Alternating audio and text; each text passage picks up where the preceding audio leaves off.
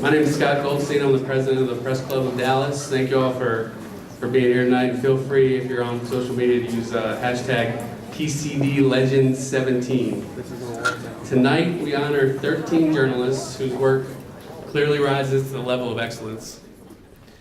These 13 individuals will join 83 other Hall of Fame inductees over the past 6 years. All of their careers are marked by truth, transparency, and a wealth of experience built on strong ethical foundations.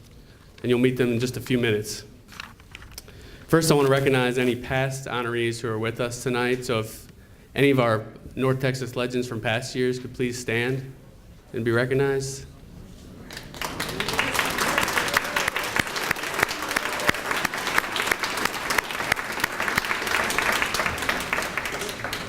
And I want to recognize one legend who we lost just this past week.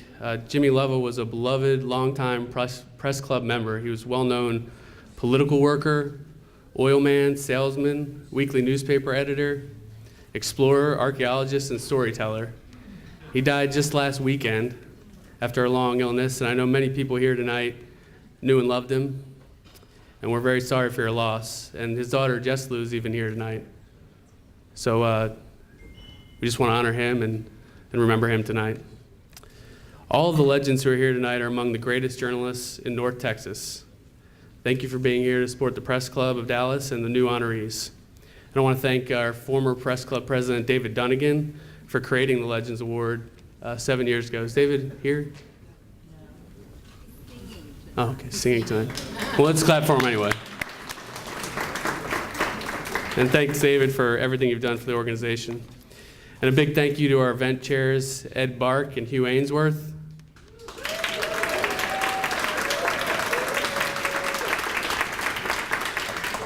And to our judges, Hugh, Ed, Frank Librio, and Corey Smith.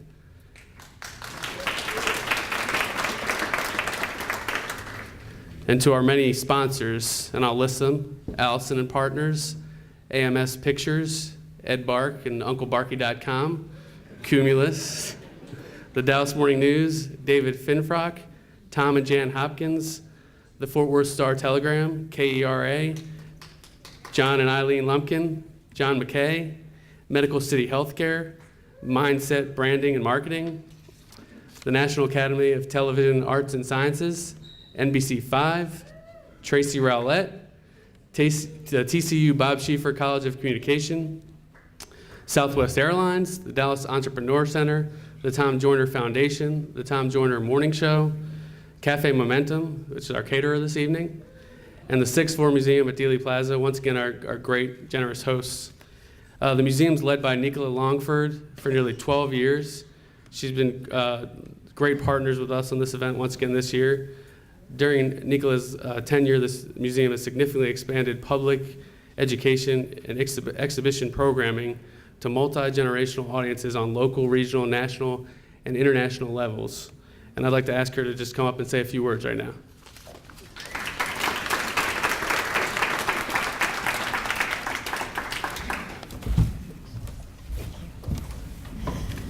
Thank you so very much.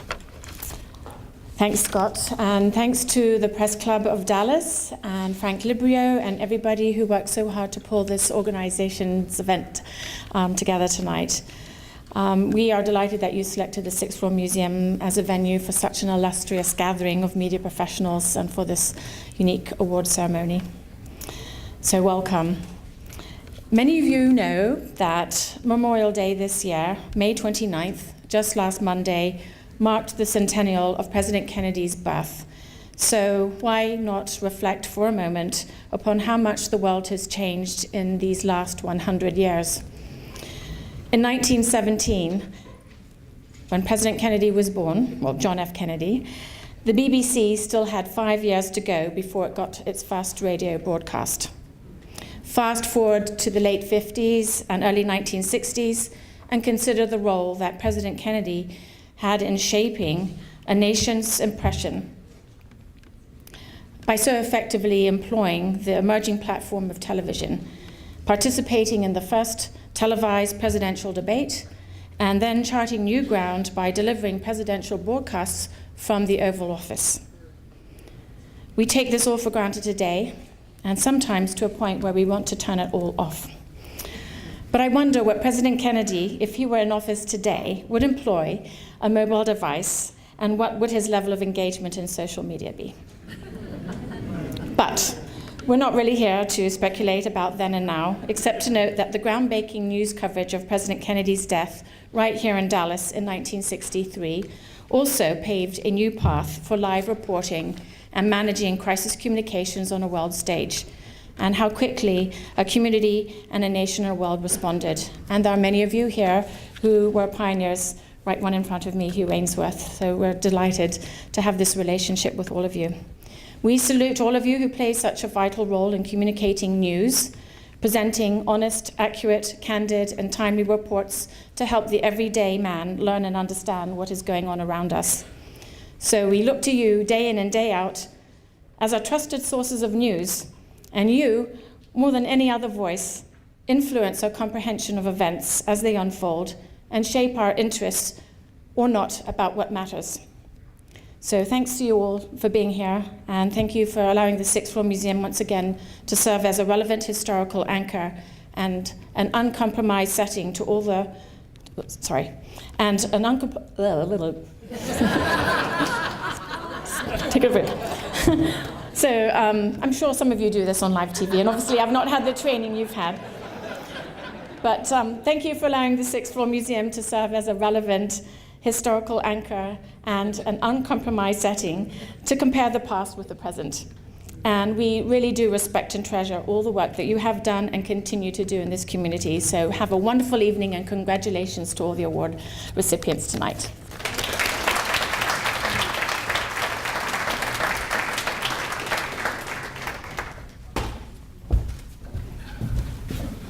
Thank you, Nicola. Also tonight, you'll notice that some very special young people have been serving you food and drinks. These youths are employees of Cafe Momentum, and we're thrilled to be partnered with them on this event. And so we wanted Cafe Momentum CEO, founder, and chief executive chef, Chad Hauser, to come up here and say just a few quick words.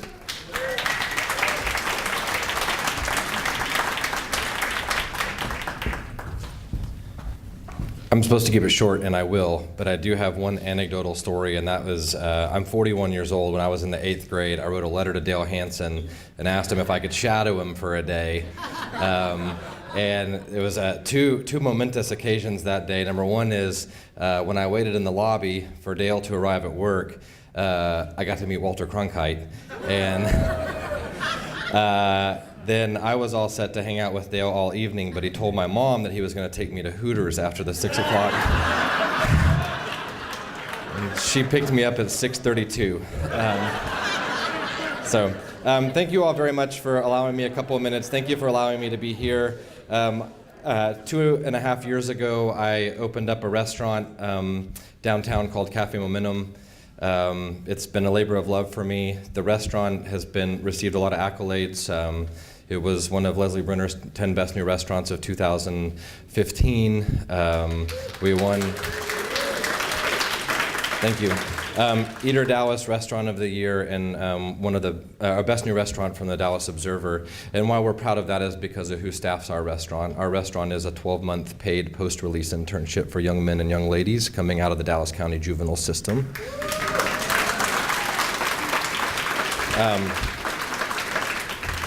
This is a group of kids that have been deemed throwaways since the day they were born, and they're showing that they're not. And I want to extend a huge level of gratitude to you all for having us here tonight, because you're sending them a message that they matter, and the message that you're sending them is working. Since we opened, we've worked with 300 kids. 62% of them have been homeless. Which when you're 15, 16 years old and you're homeless, that typically means abandoned as well. We're not only giving them jobs and teaching them life skills and social skills, but we're creating an ecosystem around them and addressing those issues like housing, like healthcare, hunger, education, and in the process have reduced the recidivism rate from the state average. And recidivism means reincarceration. State average is 47%, and only 15.2% of the kids that we worked with have gone back, which means not that there's not enough controversy in the city, but you as the media should all be telling Mayor Rawlings that he owes me $17 million. because that's how much money we've saved taxpayers. So thank you all very much for allowing us to be here.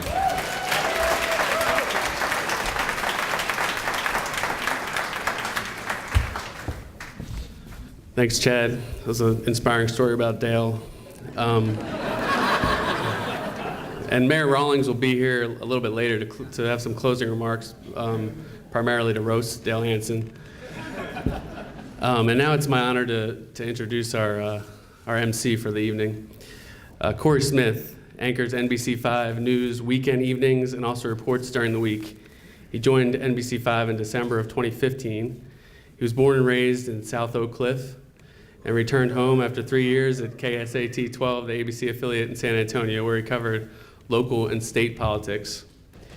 Since arriving in Dallas, Corey has focused on a number of issues in North Texas, but his extensive work in the field and love of storytelling has taken him across the Lone Star State.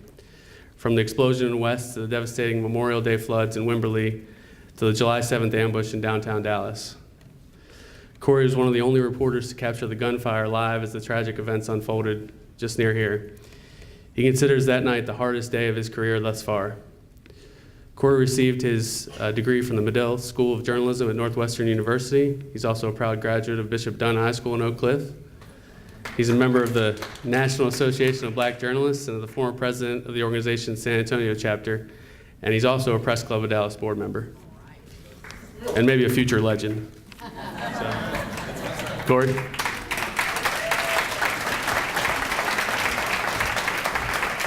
Thank you, everybody. One more round of applause for Scott. Scott, thank you so much for your leadership on this event. We appreciate it. It is really an honor to be here. This is what I like to call perks of the job. Being born and raised here in Dallas, I can honestly tell you I am a little nervous because I am somewhat starstruck by some of the legends on this list. Not to make anyone feel old, but I have been watching some of you and listening to some of you since I was a kid. So with that, apology, let's get that apology out of the way first, but I hope you don't mind if I do bring in some personal anecdotes just to really explore and express the honor that it is to have these honorees with us here today. They are all great men and women who have done amazing things with their lives in this industry, but as people as well. So I hope you will join me in really honoring and congratulating their hard work. With that said, let's go ahead and get started with our first honoree. As I said, born and raised in southern Oak Cliff, so this next statement might not surprise you that much, but I did not grow up a country music fan. But even I know the name of Bill Mack. It is no exaggeration to say that Bill Mack played a major role in keeping country music and the American trucking industry rolling across the United States. His name has been attached to hit show after hit show, from Country Road Show to the Midnight Cowboy Trucking Show. And speaking of hits, Bill's got a few under his belt. My Leanne Rimes impression, not the greatest, so I'm not gonna sing Blue, but Bill wrote it. That's his composition. It won him a Grammy and helped him earn a spot in the Country Music Hall of Fame. He is already a legend, but tonight we're honored to call him a North Texas legend. So ladies and gentlemen, please put your hands together for Bill Mack.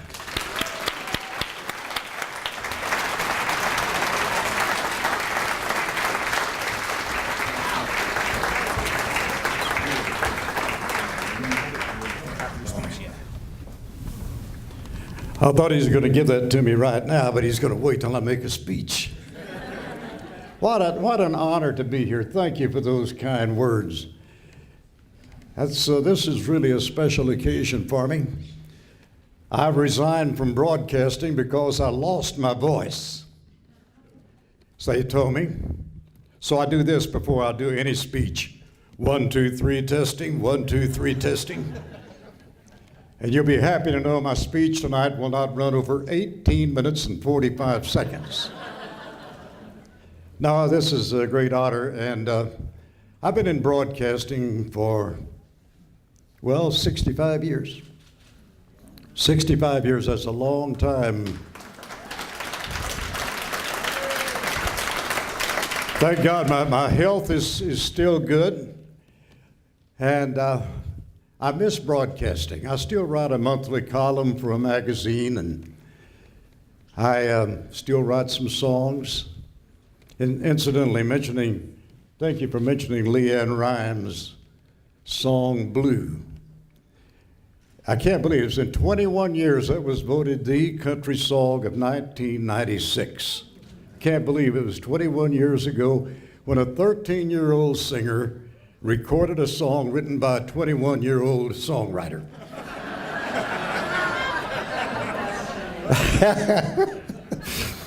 Oh, that was quite a story. Leanne Rhymes. Cindy, my beautiful Cindy, Cindy's seated, where are you, darling? Cindy's seated right over there. She's on the second row here. She's my wife, my right arm. She's almost like a brother to me. Did you bring the Grammy, darling? I told him I was going to show the Grammy tonight, the Grammy that I got for Blue, that Grammy. My purse wasn't big enough. We take that Grammy with us everywhere. I mean, it's on the breakfast table, or if we go out to a restaurant, we take the Grammy with us. And that Grammy sleeps between Cindy and me. And that's her choice. Norm Hitchcock. Hi, Norm. I got to meet Norm Hitchcock, ladies and gentlemen. He'll be up here after a while. What a great, amazing man. When I was a youngster, I used to say, I want to be just like Norm Hitchcock. And I got to shake his hand a while ago and his beautiful wife. I saw them on TV the other night. They were selling some land, some great property. Are you still selling that? Amen.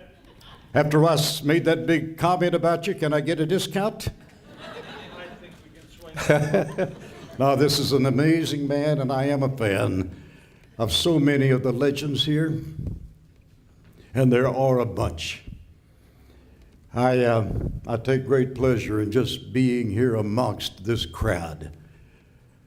And Norm, by the way, has a birthday coming up on, I'm not wrong on this, Norm Hitchcock's birthday is July 15th. I get that right? I remember that because that's the day I see my doctor for my arthritis.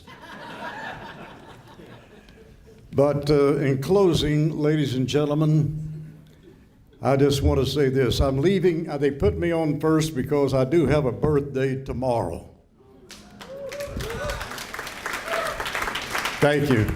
Hold your applause. When you're my age, you don't know whether they're going to have a limo or a hearse waiting for you. But seriously, being among these legends, every single one of them. Now, there's one special award tonight, or one special credit being given to posthumously to Harold Taft. And I was the man who named him the world's greatest weatherman. And in closing, may I thank the Dallas Press Club, the drivers, the truck drivers who allowed me to get some acknowledgement on radio, and you folks here tonight, regardless of who you are, thank you for being there. God bless you, and thank you for making this a very special evening for me. Yes.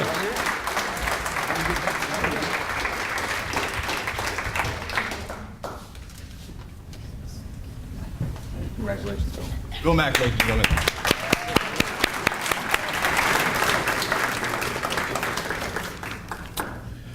All right, our next recipient has a career that spans more than 3 decades in print.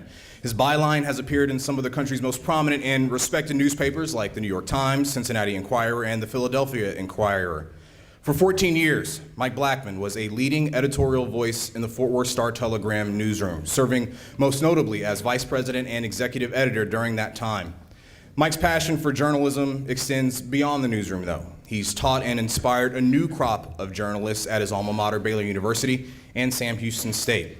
Not too bad for an old country boy from Anson, Texas. Ladies and gentlemen, please join me in welcoming Mike Blackman into the North Texas Legends.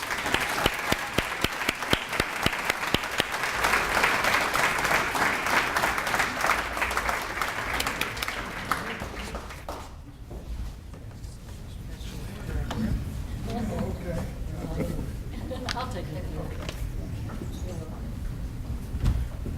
Sorry, be so slow.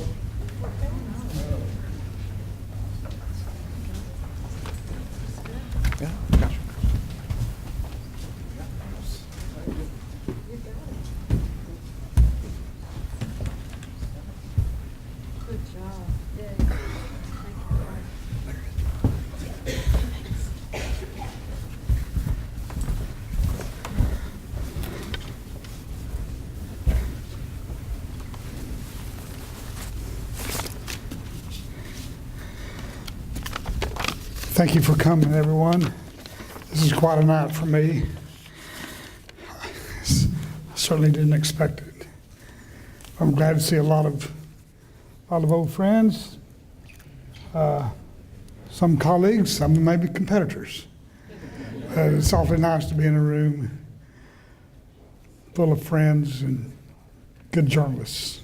I've always thought, frankly, that there's nothing really more noble you can do than perpetuate good journalism. And you've all done that, I know. And to be selected as one of the legends is just something very special to me, and I thank you all, and thank the board.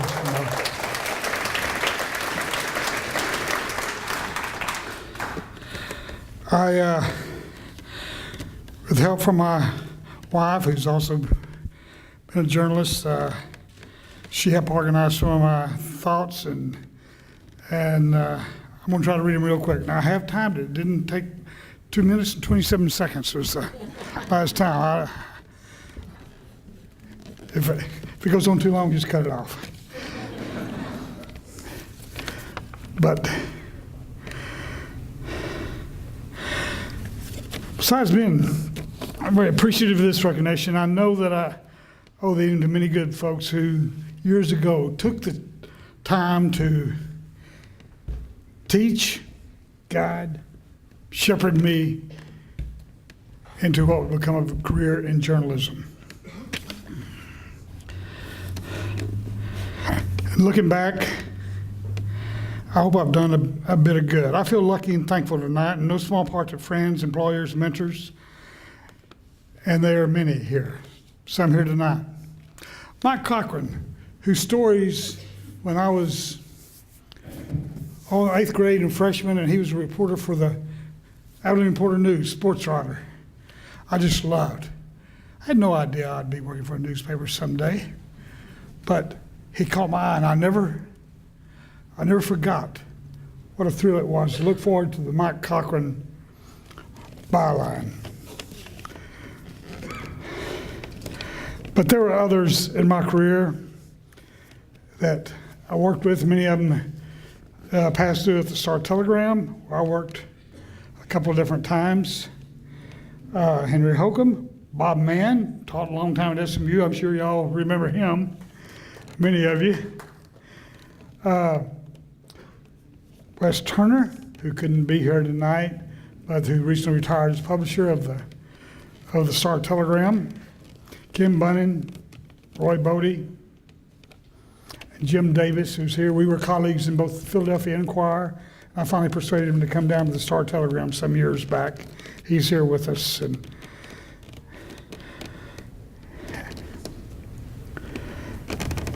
anyway, they're all people that helped shape the career that I had. By the way, although I didn't have the pleasure of working with her directly, but I would hope that all of us would have in our thoughts tonight Celeste Williams, who passed away last month, but she certainly leaves a legacy of merit in sports journalism.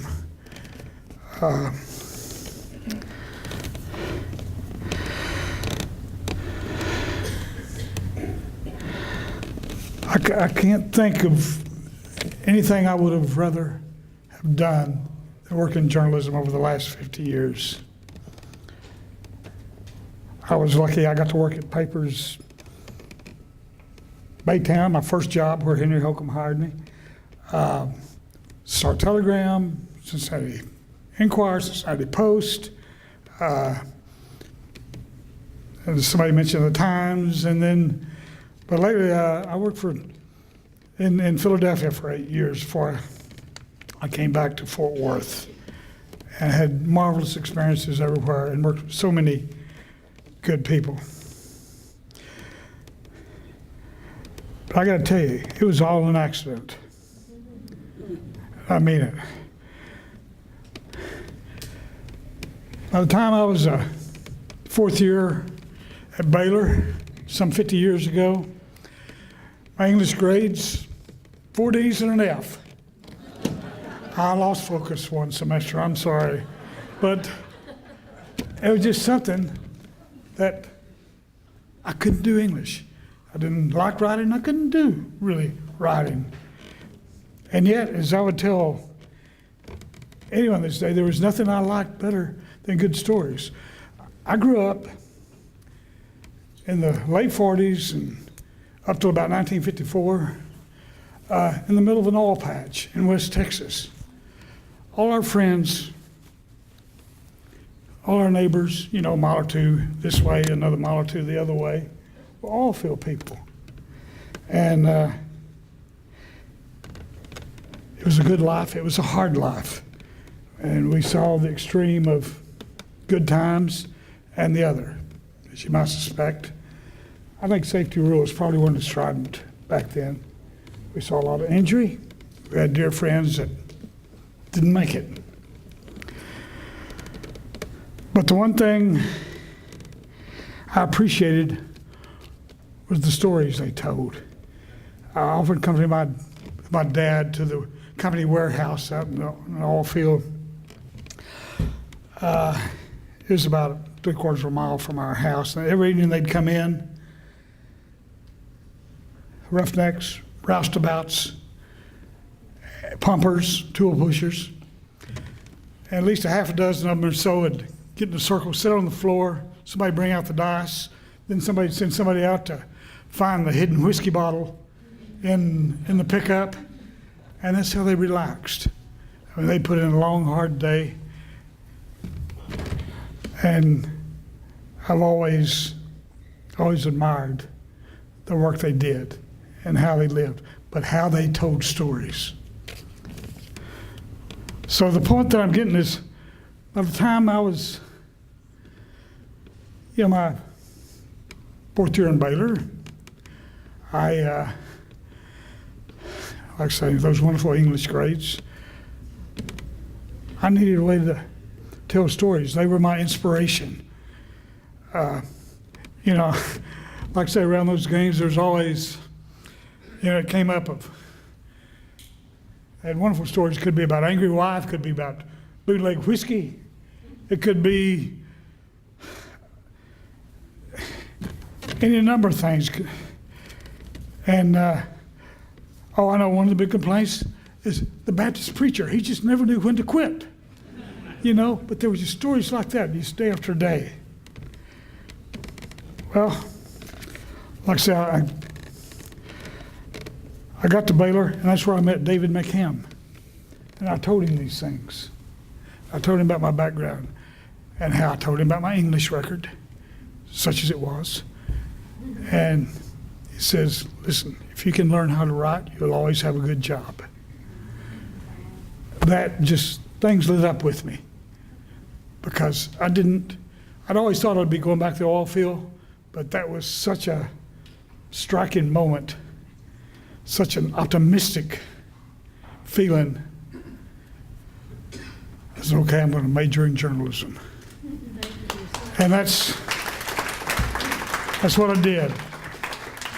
And in closing, just let me say one thing real quick, especially my wife and Dorothy and son and my 3 older children and all, they've always been, as I call my cheerleader. But I want to congratulate all my fellow honorees. Congratulations. And thank goodness that in the end, we're all here defending the First Amendment. Yes. Thank you tonight. That is so awesome. I'm I'm sorry. gonna turn it up there. No, you were great. You were great. Thank you. Or that way. Let's go this way, maybe.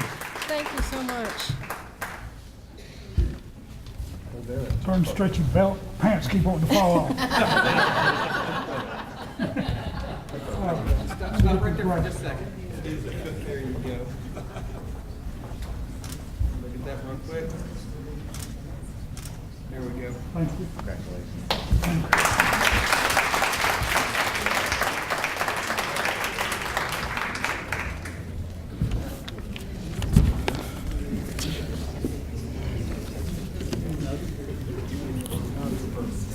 There we go. Thank you so much for those words, Mike. We really appreciate it. Our next honoree has made a career out of skewering the powerful and pissing off his editors. For 34 years, Bill DeOr's award-winning editorial cartoons in the Dallas Morning News provided stinging commentary on our politics, our culture, and our irrational love of sports, while at the same time surveying the human condition in ways that sometimes words cannot do. Drawing has not only been Bill's life's work, it's been his passion. The doodling started right here in Dallas at Jesuit. From there, it was on to Lubbock, where he received a degree in art and design. Now, these days, Bill is still drawing. You can actually see his illustrations in a popular children's book. You might have heard of it, Where is Pidge? But if a picture is truly worth 1,000 words, Bill DeOr has said plenty, and he is not done talking. Ladies and gentlemen, please join me in welcoming Bill DeOr to the North Texas Legends.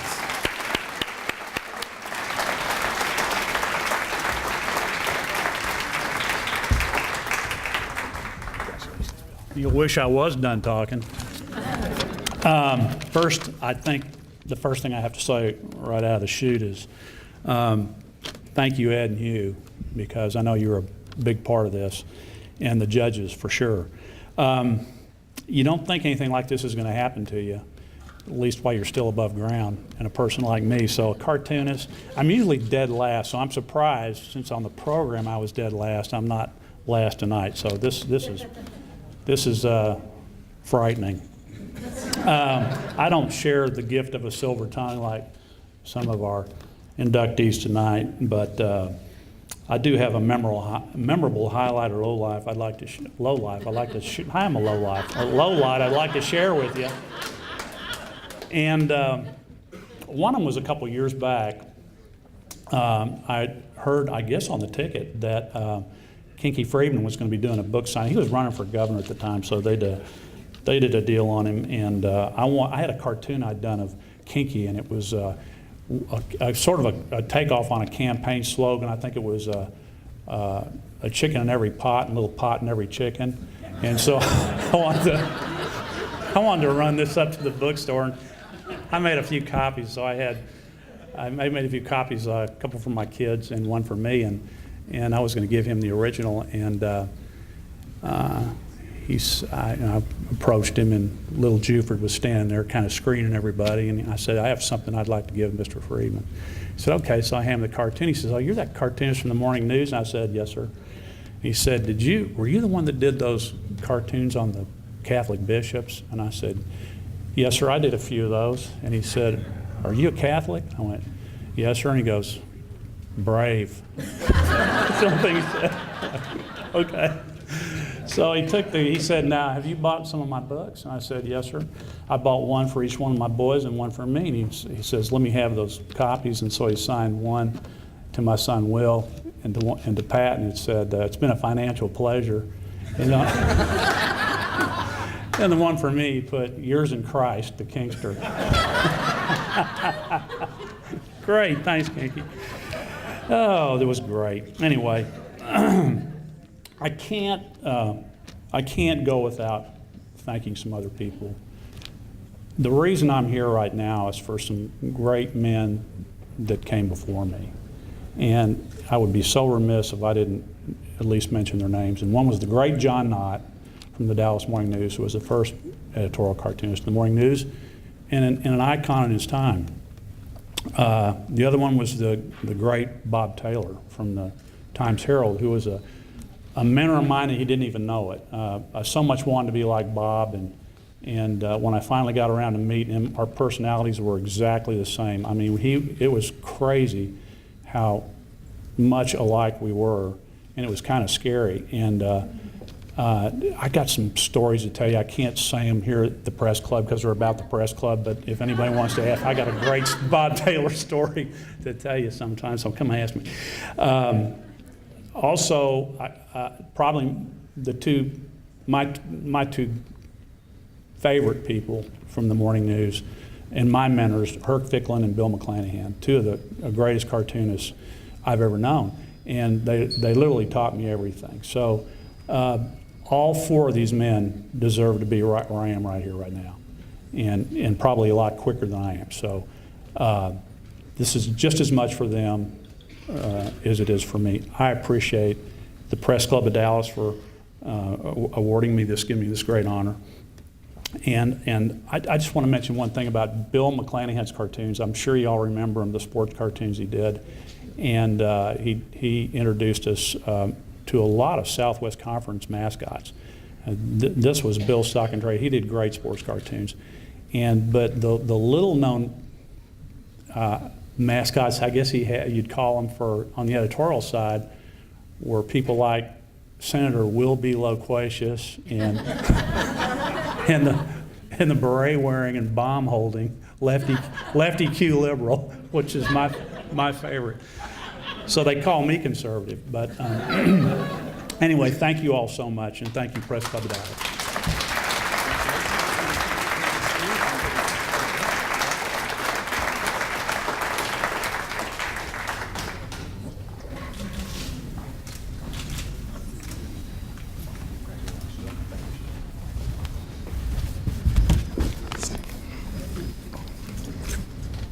Our next North Texas legend has been a public broadcasting stalwart for a quarter century.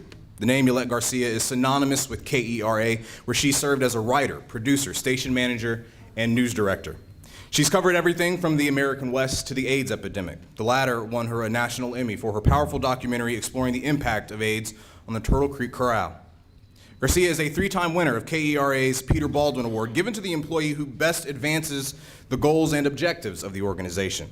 These days, you can find her ponying it up at SMU, where she serves as an assistant dean for external affairs and outreach. Ladies and gentlemen, please join me in welcoming Yolette Garcia to the North Texas Legends.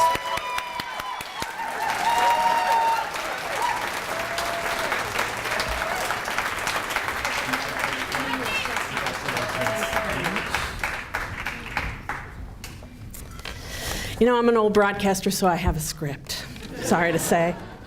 But honestly, I am so excited and so honored to get this prestigious award. You know, I already was quite happy and satisfied because you honored my partner in broadcasting at KERA, Sylvia Komatsu, last year. That was good enough for me. So this is icing on the cake. I have to say that without KERA, I wouldn't have had the chance to produce both radio and television, take risks, succeed, and fail.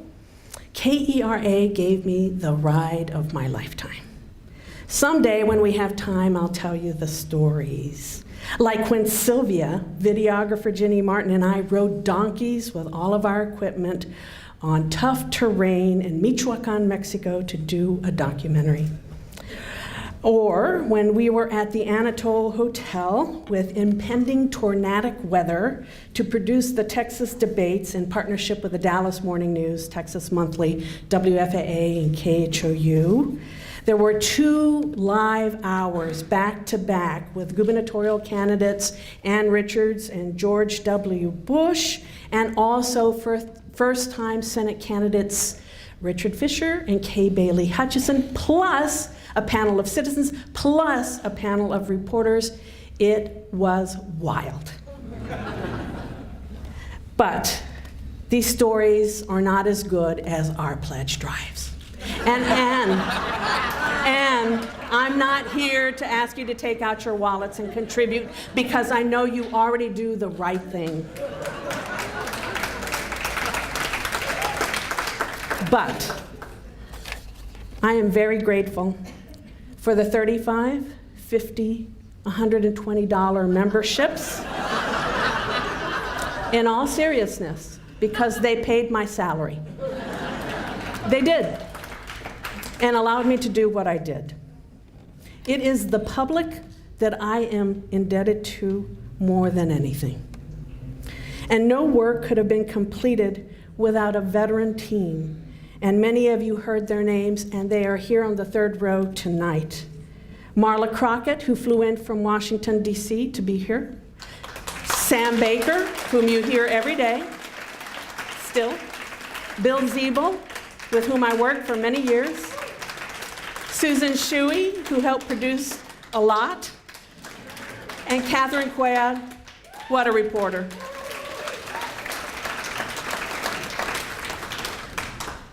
But now there's a new team in place, and they are fantastic.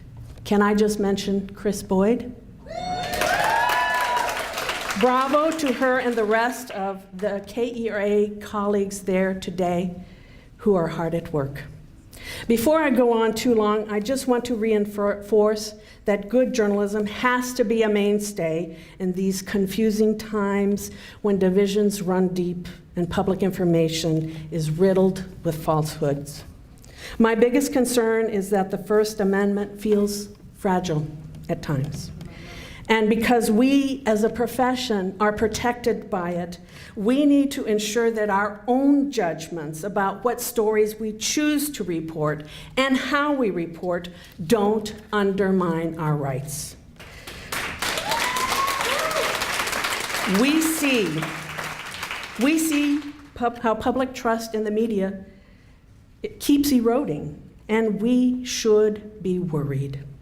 So let us not assume that the First Amendment can remain intact without our effort to protect it. Also, we must act in solidarity with our brothers and sisters who get threatened here for their work and also for those along the borders. Frankly, the murders of Mexican journalists in Mexico are hard to bear. We must speak out.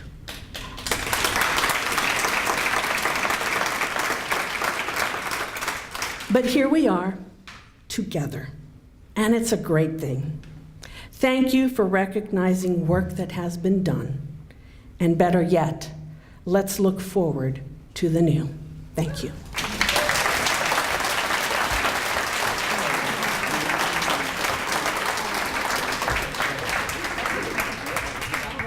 Let me hide this script here.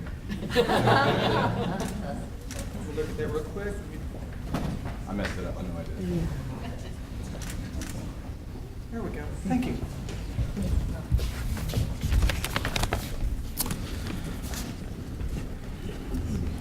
All right. I am worried about this next recipient. A little bit because he might not have enough room in his house for this award, because he's won a lot of them. In 41 years in journalism, Byron Harris's investigative work has earned him his fair share of hardware. Nothing major, just a few Peabodys and Murrows and DuPonts, this is the small awards, you know? He joined WFA back in 1974 after being hired by another legend, late WFA news director Marty Hay. His career actually started behind the camera though, first as a film editor at Milwaukee's WTMJ, and then as a photographer in Amarillo. Byron, read your bio a little bit. We know that you spend your retirement not looking back, but always looking forward to today and to tomorrow. But tonight, it really is an honor for the Press Club of Dallas to be able to look back and honor your past work. Ladies and gentlemen, please join me in welcoming Byron Harris to the North Texas Legends.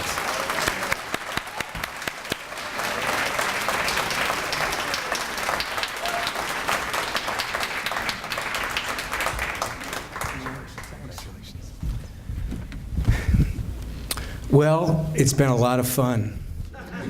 Thanks for giving me an award for it. I'm honored to be here with all of you and all of the colleagues I've developed over all these years. I look out and see John Jenkins, and there's one story about JJ I got to tell you. It was, I think it was 76. So Ford is running for president, and Trammell Crow is supporting Ford because Trammell Crow wants to get the Teamsters pension fund because his real estate business was tanking. And we found out that Trammell Crow was giving a dinner for Ford supporters at the Dallas Country Club. And I don't know how we got in there, because John was the only black man not wearing a waiter's coat. That's the way things were then. And we discovered that we saw Trammell Crow go into the bathroom, and he saw us because we were kind of there. But we asked one of the waiters, is there a back door to that bathroom? And they said, yeah, there is. So he came out the back door, and we got him with the camera and said, are you supporting Ford so you can get the Teamsters money? And he just got really man, just, I'm going to get you. That's what he said. And so, anyway, time went on. A couple years later, I was in this elevator in a building that happened to belong to Trammell Crow. And who gets in the elevator but Trammell Crow? Except I didn't really recognize him, and I'm not sure if he recognized me. Anyway, he got off, nothing happened. I just want to say the good thing about becoming a reporter, an old reporter, is you forget who you're mad at. Except every morning, unfortunately, these days, I get up and open the paper and I know who I'm mad at. But it's been a great ride. Thanks for everything. Thanks to the press club. Thanks to my wife for letting me have so much fun and sharing the fun that we've had together. Just remember, journalism really is a way of living. People ask me if I quit. No, I still do a little column on WFAA.com, and it's called Byron's Lens. Take a look at it. But it's really a way of reacting with the world. It's a way of behaving. It's a way of looking at things around you, and none of us will ever get too old for that. Thank you.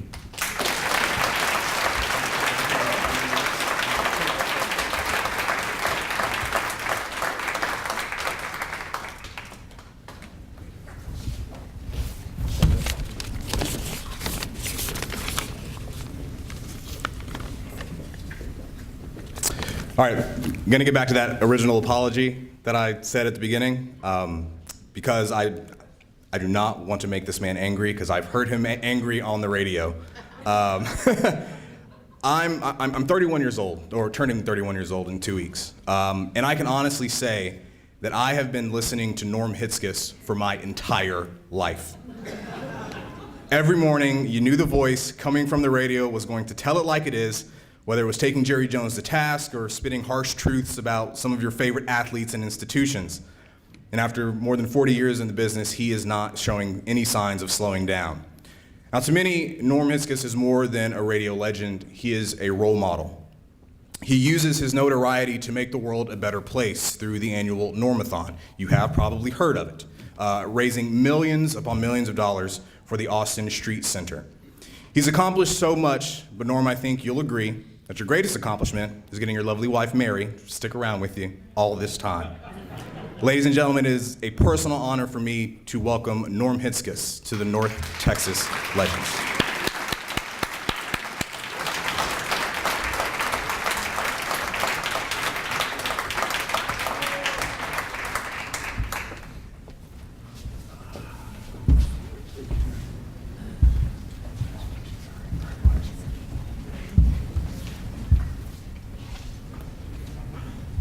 Sort of prop.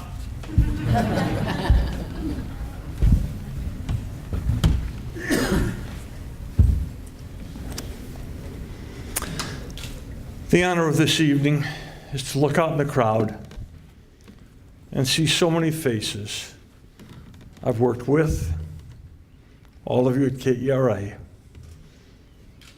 worked aside, Scott, Dale, and to look back at the list of incredible people who've been in our city, just incredible people that we've been so gifted to have in our city and are so gifted to have right now. In 1972, January 1972, I was getting out of graduate school at the University of Texas because I had no money. I came up to interview one of the giants of our city's history, Eddie Barker, for a piece I was doing for graduate school. Mr. Barker looked at me and said, "What are you going to do when you get out of school?" And I said, "I don't know, sir."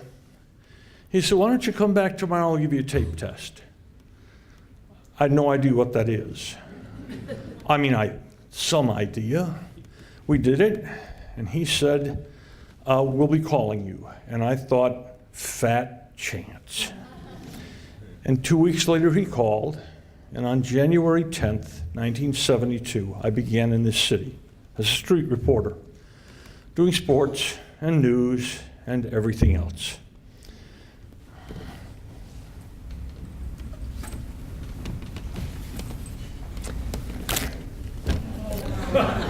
In 1973, you gave me this. The body shape's gotten better over the years. And I think the new materials are less corrosive. I didn't know if I could make it in this business. I honestly didn't. This award and some others from you were an incredible accomplishment to me. Eddie Barker was fired by Channel 4.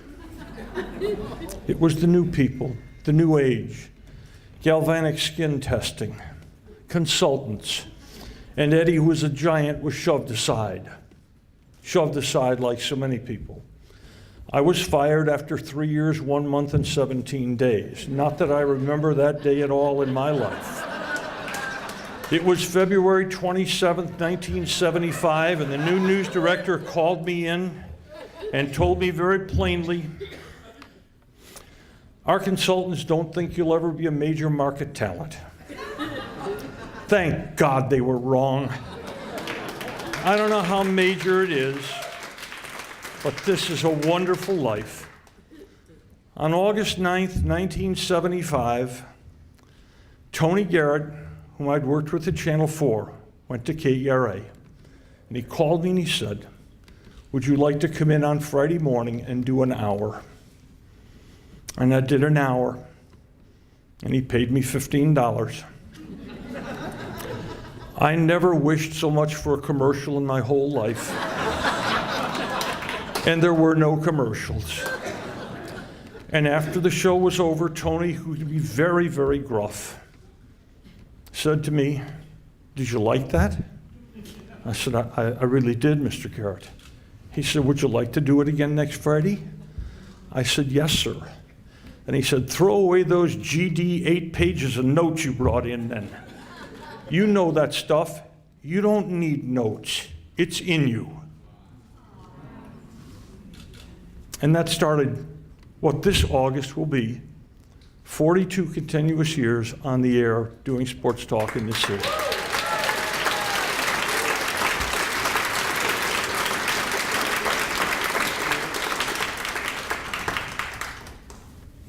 You blessed me 44 years ago. You have blessed me again tonight. Thank you.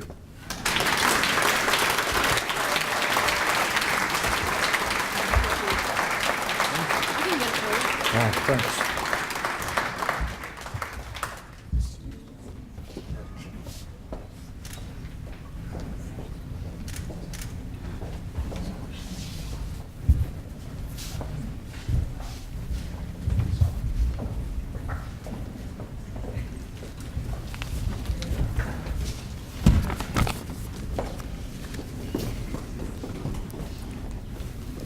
All right. Another personal anecdote, sorry. But that's what you get when you get to MC. Our next recipient is responsible for giving me the best piece of advice I've ever received in my career. I was in his office for a job interview at NBC5, and this is like my dream job. I'm from Dallas, watched the station growing up. Here I am with a chance to get a job, to get back to Dallas. He looked me square in the face and said, "If you get offered this job, don't take it." So I'm thinking, wow, he must really hate my work. But as we got talking, I knew I wasn't ready for the job. And to hear it put in such an honest and constructive way literally changed my life. To me, that personifies John Jenkins. You talk to people at Fox, WFAA, NBC5, they will tell you the exact same thing. If you've worked with John ever, he is one of the most honest people in TV news anywhere, and he has made you a better journalist and a person by working with you.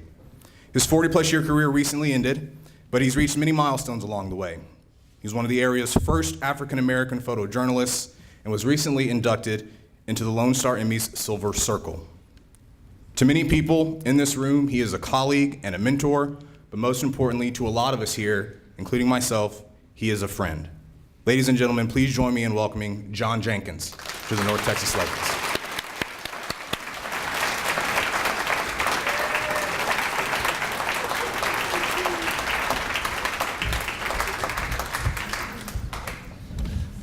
Thank you.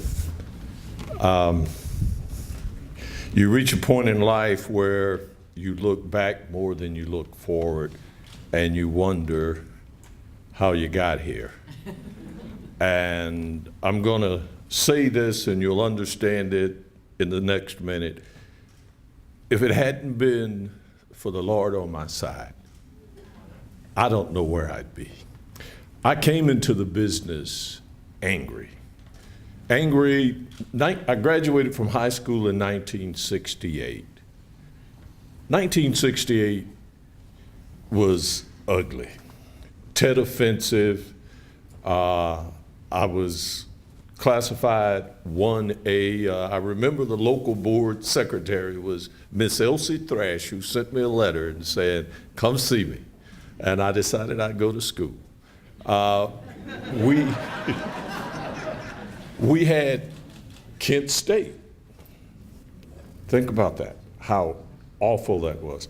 I came to Dallas at 14 years of age. There used to be a sign out here, and it was a big hurt sign. The other sign was Republic National Bank. Those were your two ways to keep from getting lost. You look for those signs and they tell you where you were. I went to El Centro College for a couple of years. I had a classmate named Bob Phillips. I went to North Texas and I met a guy named Bill Mercer. I was going to be the great sports writer. I wanted to be like Blackie Sherrod until I found out he wasn't black. Wow.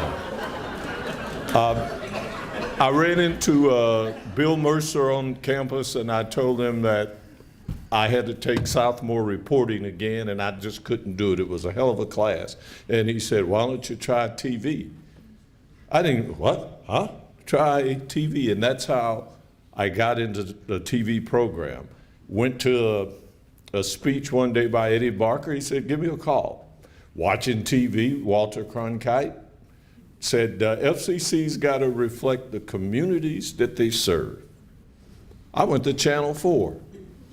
5-inch fro, hip hugger jeans, a pair of sandals with rubber on the bottom, and I got the job.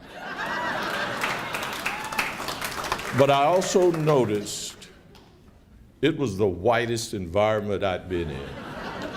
I got a job and I had to change, God, I hope y'all remember this, wire machines, papers on the wire machine. That was my job. And then I had to change the ribbons. I did that for 2 weeks, and Bob Phillips came to me and told me my hands were just black as could be. And he reached up in the cabinet and gave me a pair of gloves. Now, people are comfortable with people that they know.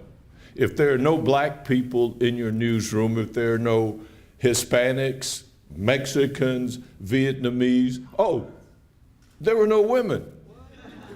Judy Jordan was the first female reporter there, and of course they didn't think she was any good, so I got to work with Judy all the time. Because of working with Judy, I got to meet Nixon, I got to meet Lyndon Johnson, I got to shoot the opening at Texas Stadium, I got to meet Wilma Rudolph, I got to meet Jesse Owens, I got to meet a lot of people just because of Judy. Judy was a nice person. But I always wanted, for some reason, I always wanted more. And I left Channel 4. I didn't get a cab ride, like somebody. I went to Channel 8, and Channel 8 was probably the worst TV station in the market. I think, remember Icky Twerp? Channel 8 finished behind in the ratings to Icky Twerp. That's why a lot of people changed it. When Marty Haig came in and we were losing the Icky Twerp, we knew changes were coming, and for the better. I've always worked, my job has been to help people. I remember when I was assigned to work with Byron Harris, If Byron came down the hallway with an apple in his hand, you knew you weren't getting lunch. Byron just worked. Now, I'm gonna let you in on a secret. Byron Harris doesn't tell jokes. One day I asked him, "Do you tell jokes?" And he said, "No." "Why not?" He said, "Because somebody has to be the butt of the joke." And I just went, wow. He's one of the most honest people, hardest working people I ever worked with. The standard at Channel 8 was high. I tried to meet it, but I always wanted more. And I finally figured out if you want more, you got to be in the room when they're hiring people. That's where it was. And I took a year off, went to Tyler, Texas. Woo. And worked my way back. And along the way, my goal has always been to help somebody. And as I told this young man, if you're going to come here, they're going to eat you up. You got to be prepared. And I was amazed he listened to me. But if they put the tombstone here, I would want it to say, he helped somebody.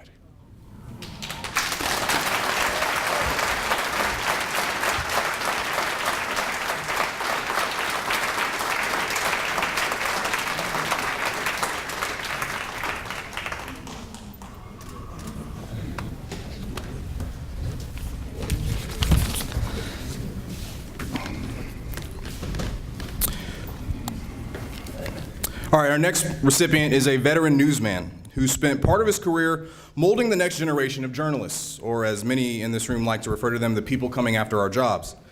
After a stint at the Fort Worth Star-Telegram, John Lumpkin spent 37 years at the Associated Press, ascending to vice president for newspaper markets in the U.S. and Latin America. In 2009, he was named director of the Schieffer School of Journalism at TCU. And even before he was hired, the media landscape was already changing, but Lumpkin made sure that his students were prepared by rewriting the journalism curriculum and bringing the school into the digital age. That's why he got the job. The legendary Bob Schieffer wrote of Lumpkin's hiring back in '09, quote, "He brings the kind of real-world experience that we need to take the school to a new level."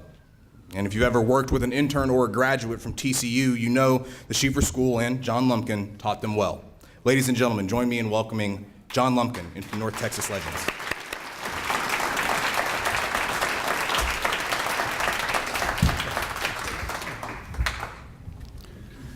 As some of you know, that I am no longer a professional journalist, but I'm a professional grandfather. And so I have a story, fortunately, a better daughter-in-law than the one was in this story. Granddad was in the hospital, and so his granddaughter, little granddaughter, was coming to visit him and ran ahead of her mother and said, "Granddaddy, Granddaddy, when Mother gets here, make like a frog, make a sound like a frog." And said, "Well, sweetie, of course I'll do anything you ask. But why do you ask that?" He said, "Because Mommy just told you that when you croak, we're going to Disney World."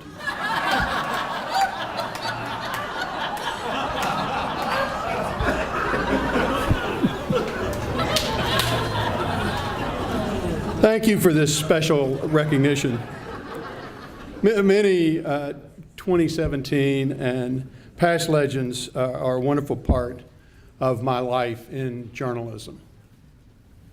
Though I worked for AP for almost 4 decades, the best part was 1982 to 2003 as the AP bureau chief for Texas. Think of that time and the transcendent news coverage that it produced. I was blessed by colleagues like sports editor Denny Freeman, whom Dale Anson on retirement referred to as the wire god, by Austin correspondents like Mike Holmes and Kelly Shannon, the inimitable Houston correspondent Mike Grochik, photographers like the fearless Matt Otero, my wonderful assistant bureau chief Rod Richardson, And of course, your 2013 inductee in the legend, Mike Cochran, among many others.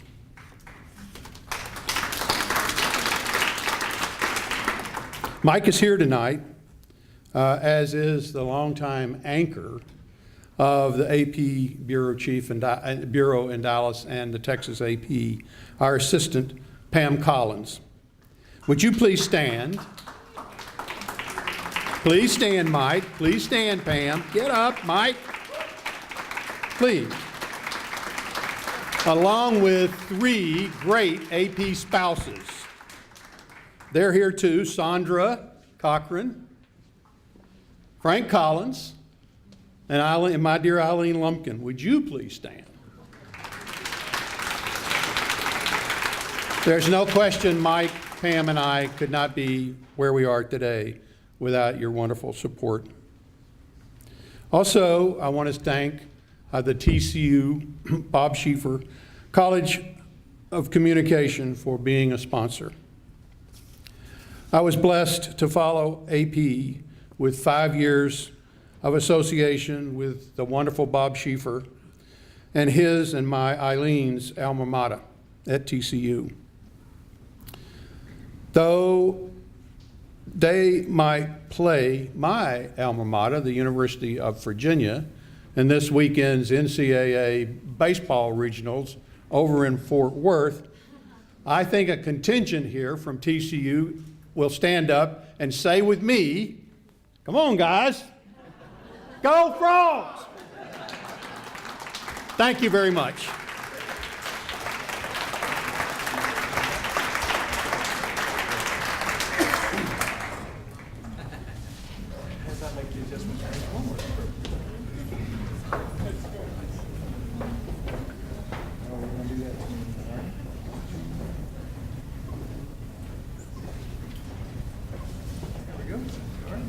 Sometimes you just gotta roll with it. There we go.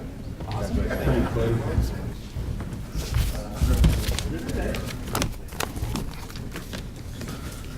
right, moving right along. For more than 30 years, our next recipient has bringing everyone a little bit of soul and some humor to the hell that is the morning commute in Dallas-Fort Worth.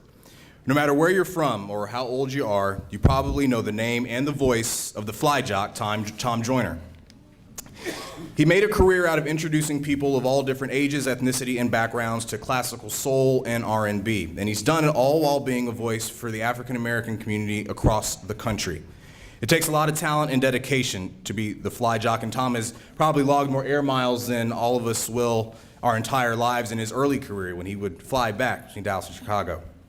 Like other legends here tonight, though, Joyner also uses his notoriety to make the world a better place as founder of the Tom Joyner Foundation. That work earned him a humanitarian award from BET a few years ago, and tonight it is part of the reason why we are honoring him.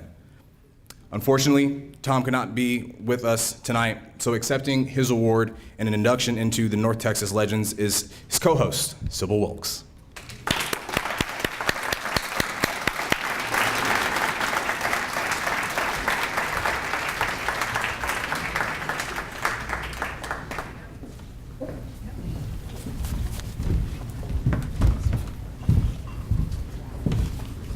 Good evening. I am sorry that Tom is not able to be here tonight, but I do have a little speech, as is wont for those of us in broadcasting, to share with you this evening. And I would also like to say that I grew up listening to Tom Joyner. I will never say that again, having met Corey Smith tonight and telling me that he remembers going to school every morning with his mom, listening to us on the radio. Never again. Receiving awards with the words lifetime legend or pioneer make me feel a little uncomfortable at first. And then when one looks around at all of the people who are honored here tonight and the names of the other honorees, it's a very special place. This award means more than you will know because it's tough to make an impression at home. And yes, even though I was born in Tuskegee, Alabama, Chicago and Dallas have always been homes to me as well. Dallas even more than Chicago because it's where I raised my 2 sons. It's where I have my primary residence, and it's the mothership of the Tom Joyner Morning Show. It's where I convinced my core team to move from various parts of the country to start new lives.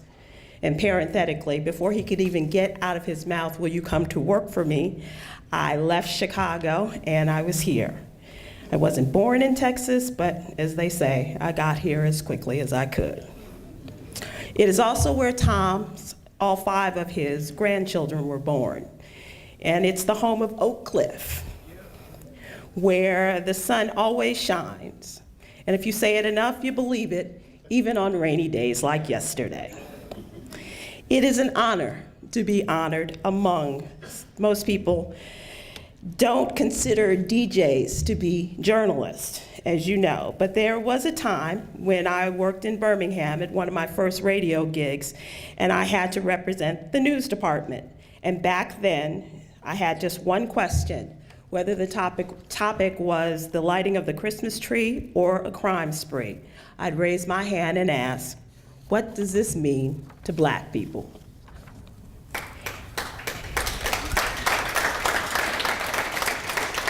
And I will tell you that has never changed for Tom Joyner to this very day.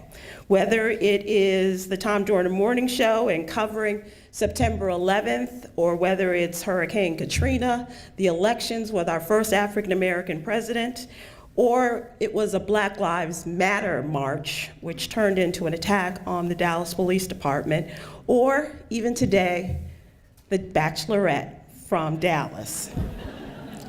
I learned from a true legendary journalist, the great John H. Johnson, that knowing and loving and super serving your community is something you do with honor and pride.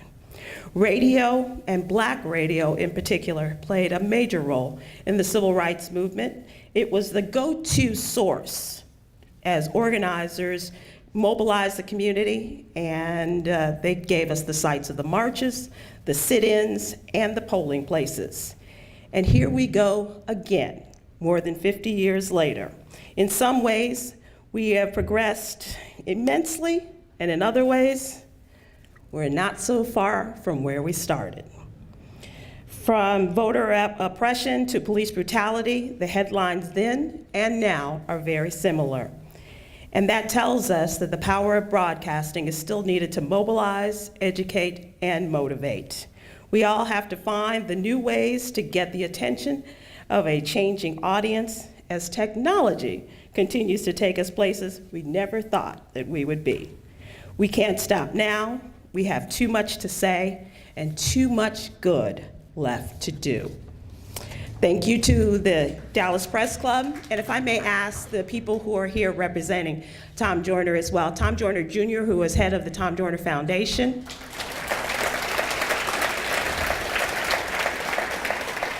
as well as other members of Reach Media, if you would stand and be recognized as here as members of the Tom Joyner family.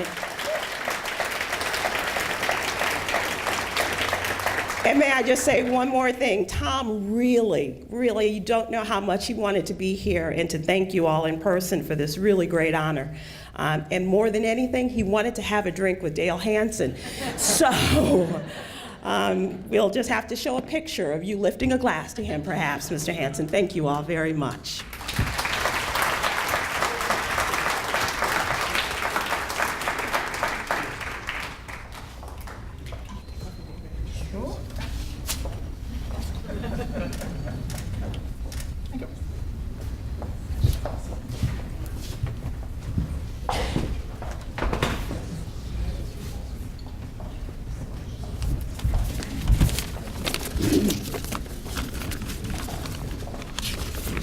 All right, we're almost done. We're almost done.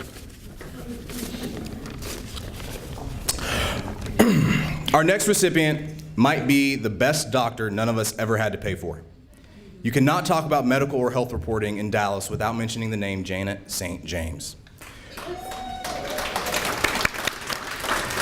For nearly 2 decades, Janet informed and educated people across North Texas about their health. Her talent for taking complex issues and making them digestible for viewers is what set her apart as a medical correspondent for WFAA. Her stellar work during the Ebola virus situation in Dallas left an indelible mark on North Texas, which made it even harder for viewers to say goodbye when she stepped away from TV news. Janet is more than a journalist, though. She's also a survivor. She persevered through her breast cancer diagnosis and now uses her energy to raise awareness. Currently, she's the Vice President for Strategic Communications for Medical City Healthcare, but tonight we honor her for being a strong woman and a great journalist. Ladies and gentlemen, please join me in welcoming Janet St. James to the North Texas Legends.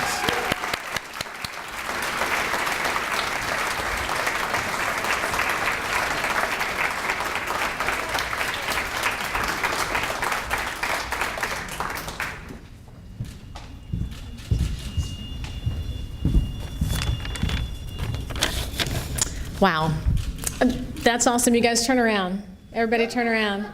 My fan club is here. I may not be on TV, but I got a fan club. Thank you. That's awesome. All right, true story.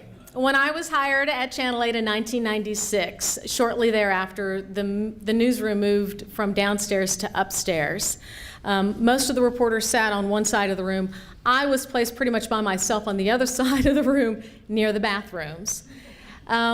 And so one day I went to the news director, John Miller, and said, boy, you know, I could really learn a lot from the veterans. Why don't you move me over to the other side of the room? And shortly thereafter, I did move to the other side of the room, where I eavesdropped on, learned from, and sat across from the great Byron Harris for more than the next 18 years. Byron probably regrets that, but I don't. It was wonderful. I have stories about Dale too, but my parents and my 16-year-old daughter are here, so not tonight.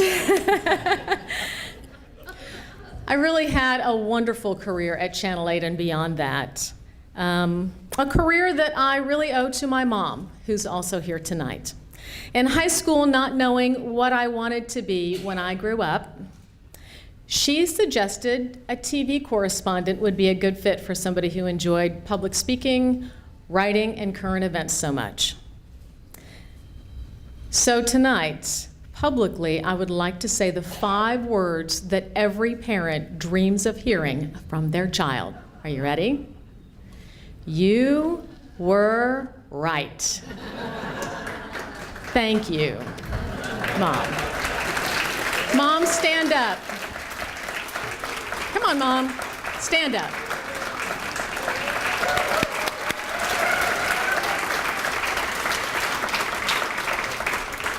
I had a wonderful career. And I'm still a journalist in my own way, reporting on Facebook, which is the new way of journalism these days, mostly talking about breast cancer and other health issues with Medical City Healthcare these days on Facebook. I am incredibly honored that anyone would listen to or read what I have to say. And I am more than humbled that anyone would speak my name in the same breath as the true legends in this room. Thank you for this honor. Thank you.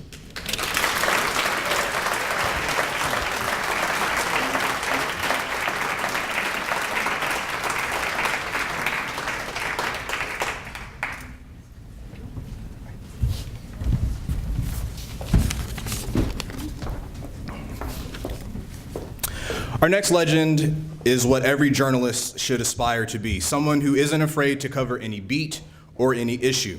Jeffrey Weiss made a career out of being that kind of journalist. In his 30-plus year career, he churned out thoughtful pieces for the Dallas Morning News on politics, religion, education, energy, you name it, he probably wrote about it. But his religion and education writing won him awards, but it was never about that for Jeffrey. It was about producing quality journalism that would benefit his readers, regardless of the topic. And even through some difficult personal challenges, that love of journalism still endures, and it is actually fueling Jeffrey's current writing. Ladies and gentlemen, please join me in welcoming Jeffrey Weiss to the North Texas Legends.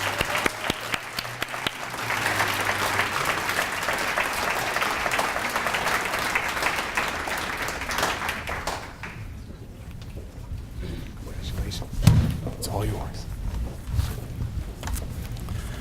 So in 1981, I started working as a reporter for the Miami Herald, which was my hometown paper. And the Miami Herald was a very strong, aggressive, advanced journalism outlet. It was so advanced, in fact, that it was much faster than most other newspapers in being over-aggressive with some of its economic goals. And so by 1988, I needed a new job. The Palm Beach County Bureau that I was in was about to get cut. And so I started calling some of my former colleagues from the Herald and asking them, how do you like where you're working? And the Dallas Times Herald had a former colleague named Lisa Hoffman. And I called Lisa, and Lisa said, yeah, they're treating me great, but they're about to go out of business. Called Dave Marcus, who was another former Miami Herald reporter who was working for the morning news. And Dave had just gone from what we had here was a San Antonio bureau to the Mexico City bureau. I called him. He said, yeah, they're hiring people.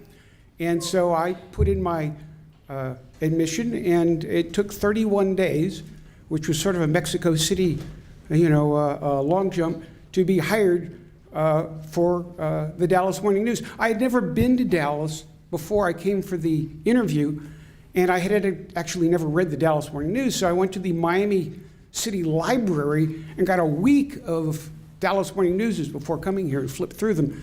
And they had the big guide section back then, just as to some extent we have now. And I saw that there were several Ethiopian restaurants listed. And I didn't particularly like Ethiopian food, but I said to myself, well, I guess Dallas has got enough diversity to it that it'll be pretty interesting.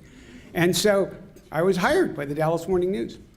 And for 29 years, I've been a reporter for the Dallas Morning News. And I'll give you my one best story of my about a year and a half here. I was sort of a GA at that point, and President Bush, young President Bush, was about to name his vice presidential candidate at the convention. He had kept it a secret. And because all of our reporters covering politics were at the convention, it meant they couldn't do the stories. So they gave a couple of names to half a dozen of us and said, whoever he names, you're going to get to go cover. And so when Dan Quayle was announced, I got to fly to Indianapolis to drive to his hometown. And the day I got there was the Olympic diving competition. And so there was only one rental car available in the entire airport. It was a white Cadillac convertible. I got in that car, put the top down, put the radio on, headed out, and thought to myself, working for the morning news is not a bad thing. And it wasn't. And I did cover many, many things over the years. I covered social services when I was first hired here. I was the first local social services reporter we ever had, and the morning news had kind of an odd reputation because of the editorials back then. And so when I would do the stories about social services, really, I was asked, are you sure they're letting you write about poor people? And they were.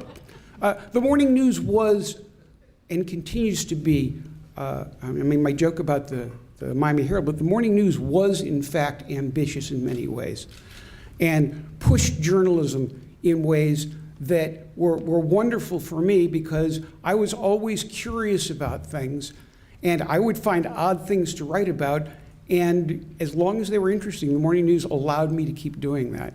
And so I covered, my beats were, social services. I was a GA for about 6.5 years, and I did a story about eye surgery. I did a story about Cancer Treatment Centers of America, so they advertised the heck out of on the radio. Then I became a religion and ethics reporter when we created a section. I did that longer than anything else I ever did, for more than 10 years, and got to write about movies and politics and Baptists and Catholics and so on. That was wonderful. And then I covered public education for a while, and my last year for the morning news was my first year as a business reporter covering the energy field, and that was wonderful. And you'll see my hat here, and what's on my head. I'm no longer a full-time reporter because back in December, I was diagnosed after a surgery with something called glioblastoma, which is a brain surgery that has a median of about 15 months. But some people live longer, some people live shorter. And so I'm semi-retired with retired in bigger letters than the word semi, but I'm still writing about me for the morning news. I had a long piece that ran in February about my experience with glioblastoma. I've got another story that's going to run later this month about it. And the fact that the morning news is allowing me to continue to do that, it's what I thought was important about journalism, was find stories that matter to people and that can help them with the knowledge. And I've been able to learn something about what is a fairly unusual disease and about how to get treatment and write about it in ways that I'm finding, I think, that readers have been able to find some value with. So I'm going to continue to do that as long as I can. But in the meantime, getting an award like this was just remarkable for me. Particularly after hearing the stories of some of the other people that got the award today. Boy, oh boy, I'm sort of, but I'm thrilled to be a part of it. And I'm going to give one final sort of a pep talk here, is that even though I'm not a full-time journalist anymore, for any of you who are, journalism has never been more important. It never has.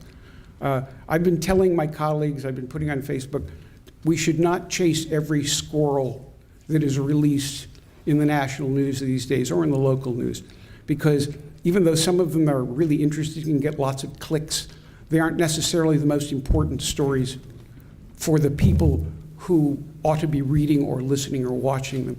And so the challenge for us as journalists these days, as resources cut down, as the digital world changes, is to figure out how to use our power in ways that help the world. And it's incremental for most of us. A few of you have been the sorts of reporters who do stories who make big changes immediately. But for most of us, it's incremental. So my advice to you all is stick with it. That it's never been important in my career, in my lifetime that I can think of since maybe the Vietnam War. And so my advice is, you know, if getting an award helps me give you a pep talk, let me tell you, stick with it. Thank you very much.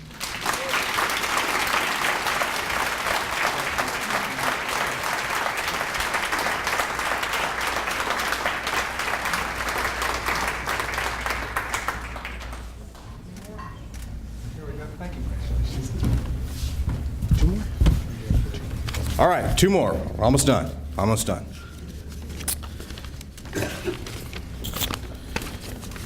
All right, I'm really hoping this next sentence doesn't get me punched in the face.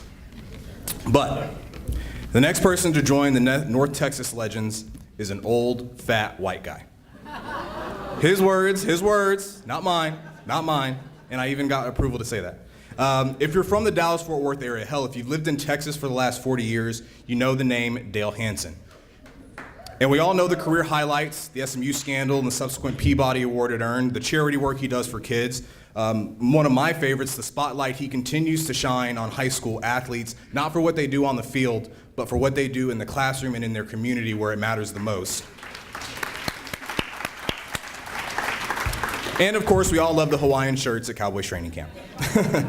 All of this makes him a worthy recipient of this award, but what continues to endure him to people here and really across the country these days is his willingness to step outside of the world of sports, to go unplugged, to show vulnerability, and to tell us the hard truths about the world we live in.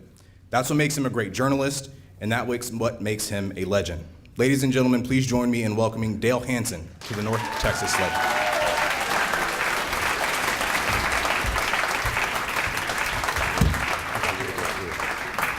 Yeah, this is really like doing a sportscast on Channel 8. I'm the next to last thing in the show, and they tell me to hurry up because everybody's gone too damn long. You know, so. Hey, Bill Mack, if you really have lost your voice, John Jenkins found it over here, by God. I just want to say that during the Vietnam War, I served in the Navy during the Vietnam War. I was in San Juan, Puerto Rico, and not a single Puerto Rican was killed by North Vietnamese the entire year and a half I was there. And I believe that's why you're actually honoring me here tonight. And by the way, Norm Hitzges, ladies and gentlemen, I came to Dallas in the summer of 1980, and Norm has done two great things in his life, raised a great deal of money for the Austin Street Homeless Shelter, and I never miss his picks of the poll. Yeah, well, his picks of the poll on Friday mornings, telling you how to bet those games, which is why most of those people are now living in the Austin Street Shelter. So. Seems like the least you could do, Norm. I mean, it does seem like the least you could do. I do have to make this as quick as I possibly can. My best friend is here tonight, Judge Eric Moyer. He said if I would just get up and simply say thank you, he would give me $20. No, I make more money than that. No, I'm not going to do that. I am incredibly honored, though, to be at any banquet that is not emceed by Scott Murray. There's only 3 of them a year, and by God, I made it to one of them, and it's an incredible honor. I do have to mention the lovely Mrs. Hanson as well.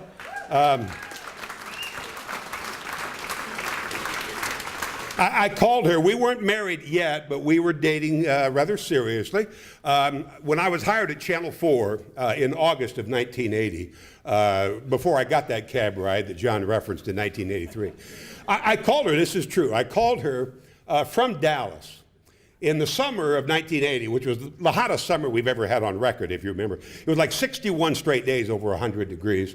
I interviewed at Channel 4. I'm sorry?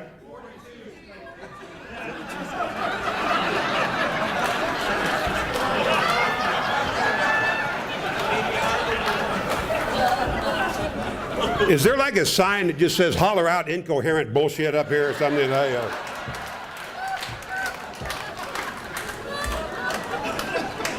I work alone. I work.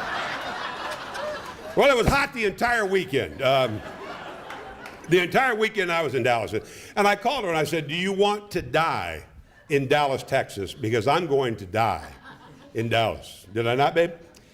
I knew for whatever reason, and I have no idea what it actually was, but I knew in the summer of 1980 that I had found the place I wanted to be. We got married in 1982, and everything I have, every place I've been, every great person I've met, everything I've done, every award that I have ever received, every check that I have ever cashed, is because of that woman sitting right over there.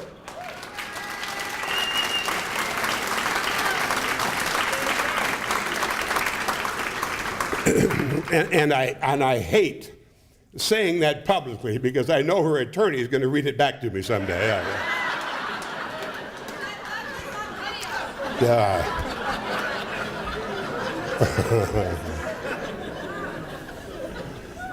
But I know it's not popular to quote liberals in Texas, but I think it's somewhat painfully obvious that I am one.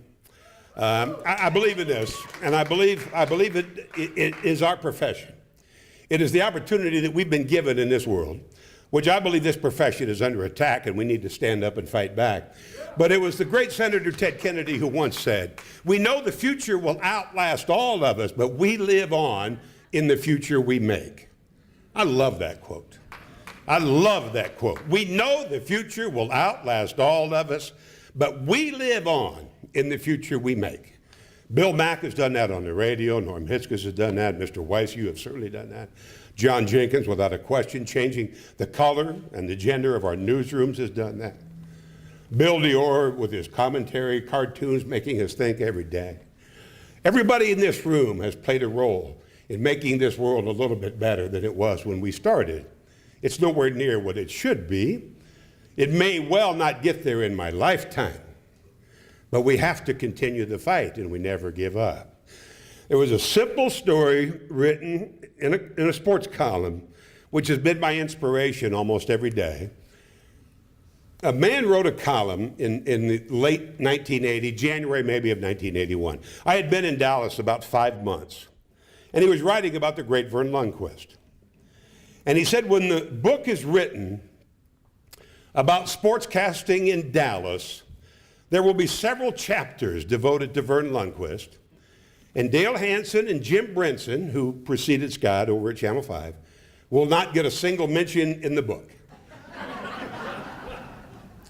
I don't know if this gets me a mention in the book or not, but I do know this, ladies and gentlemen. Vern Lundquist was never on Ellen DeGeneres either. Thank you very much.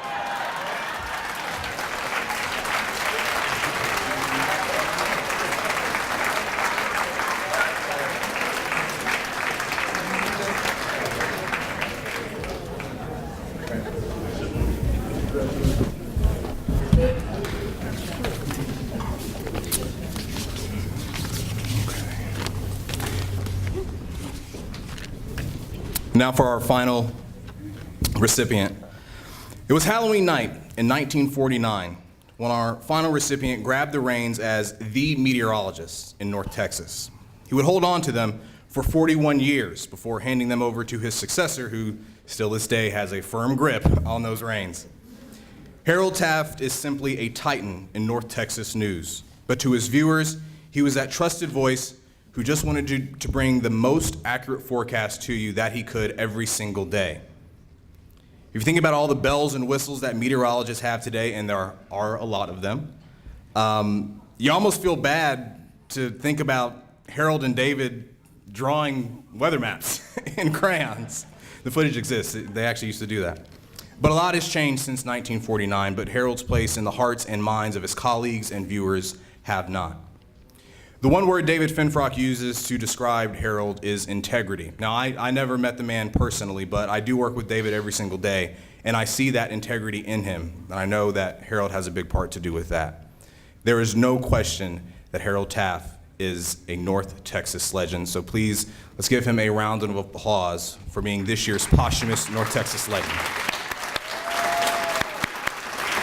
And we'd like David, Scott Murray, and Raphael Taft to come up, accept the award, and to say a few words.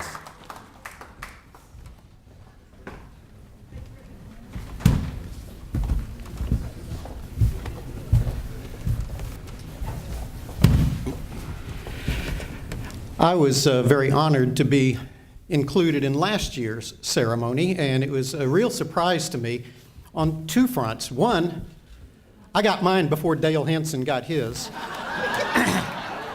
And two, I was looking at the list of all of the previous award winners and never saw Harold Taft's name in there. How could I be inducted if my predecessor and mentor was not in there? And I asked at the time, and they told me that the bylaws just didn't include posthumous awards. And I said that needs to change. And Harold is included this year. I am very pleased that the Dallas Press Club has made that change, because there are a lot of other worthy people who need to be inducted in the coming years. Now, I was very fortunate to be hired by Harold Taft and work under Harold Taft, and he was real no-nonsense. That military background showed through all the time. He had retired from the Air Force as a Brigadier General, I believe it was. Colonel. He was up for Brigadier General and then signed out. But full colonel. And at that time, he still had that ramrod straight posture. You'd ask him a question, it wasn't yes or no, it was affirmative, negative. Harold deserved time off, but he very rarely took it. And when he did, he never went on vacation. He went on leave. That's the way he was. But you see that the integrity that Corey mentioned, the honesty, the best forecaster, bar none, that I've ever seen. Bill Mack gave him that name, greatest weatherman ever. And it stuck with our viewers, and that's because they saw the same thing in his broadcasts every day. And I was just honored to work under him for 15 years and to carry on that tradition as long as I could. I want to let Scott say a few words before we introduce Harold's son, Raphael. Thanks, David.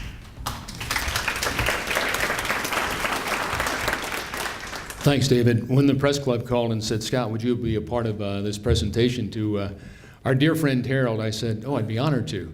As a matter of fact, Harold is the first gentleman that I met when I came here from NBC in Washington, D.C. back in 1980-81. And I had come into the newsroom, and he was there way ahead of everybody else. It was only about 11 o'clock in the morning, and Harold was there. And I had been working along a fellow by the name of Bob Ryan, who was the predecessor to Al Roker at the Today Show. And so Bob had been working for years, and Bob was just this young, clean-cut guy that just talked about the weather. This was back in the late 70s, early 80s. And that's about the only meteorologist I'd ever met. And then I came here, and here's this old-timer by the name of Harold Taft. And they told me he'd been here since the station opened in 1948, and he's here in 1949. And I said, you're kidding. The station wasn't even a year old. First station in the Southwest. And here this guy was a meteorologist. And I looked at him, and he was very military, extremely, just stood at attention when I met him through the general manager. And then about, 30 minutes later, I went into the general manager's office, and we sat down. And he said, would you be interested in coming to NBC5? Or at that time, it was just KXAS. And I said, well, tell me more and what have you. And as I was looking around his office, I saw this little frame, 8.5 by 11. And in the top of it said NBC Television. It was from Burbank, California. And I looked at this letter, and it was dated 1978. And it was from the president of NBC. And right next to it was another one. And it said NBC Television. And the signature on it was Johnny Carson. And I go, what is this? And I turned to the general manager. He said, read it. So I read it. In the interest of time here, it basically said, Dear Mr. whatever, whoever the general, I guess it was Blake Byrne at the time. Dear Mr. Byrne, I just want you to know that I appreciate your time that we spent on the phone the other day, and certainly appreciate the letters. And I'm pleased to see that NBC 5, Channel 5, KXAS is now going to remain a part of the NBC family. I was really disappointed to find out that your weatherman saw fit to go so long to tell the weather forecast into my monologue so that he missed the monologue 3 days in a row in the Dallas-Fort Worth area. And I turned to the general manager. I said, is that true? He said, oh, that's true. And I said, so what happened? He said, well, we had to do a little dancing, but we let Mr. Carson know that this would never happen again. I said, wow. Well, Harold would not wear, for those of you in television, an IFB, the little, where the producer is talking to you throughout your sportscast, your newscast, whatever. He was doing it the Harold Taft way with his maps and his crayons and drawing it and so that was it. And so I took the job, and I came here, as Dale said, about 6 months after Dale got to Channel 4. And I started doing my sportscast, and I've got my IFB.